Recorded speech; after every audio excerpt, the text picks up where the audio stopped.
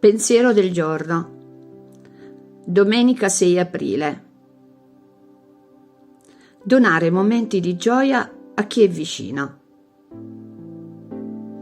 Vivendo un po' il proposito di essere sempre in vacanza, perché faccio la volontà di Dio, ho capito che questa vacanza ha un prezzo. Essere la volontà di Dio nel presente implica potare, tagliare alla radice tutto ciò che non è la volontà di Dio in quel momento. Voltare pagina con decisione. Fare la volontà di Dio nel presente, senza nemmeno ricordare quella precedente. Essere tutti lì, nella volontà di Dio.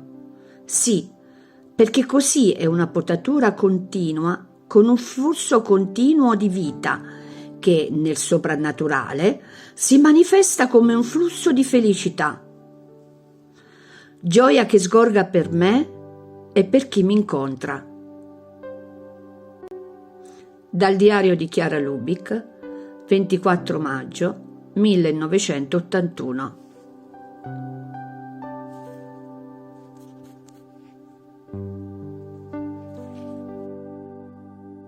Ciao, se ti è piaciuto questo video, metti mi piace, dito in alto, e iscriviti al canale. È libero, gratuito e senza alcun impegno. Parola di vita. Aprile 2025. Ecco, io faccio una cosa nuova.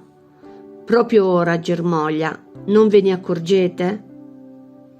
Isaia, capitolo 43, versetto 19.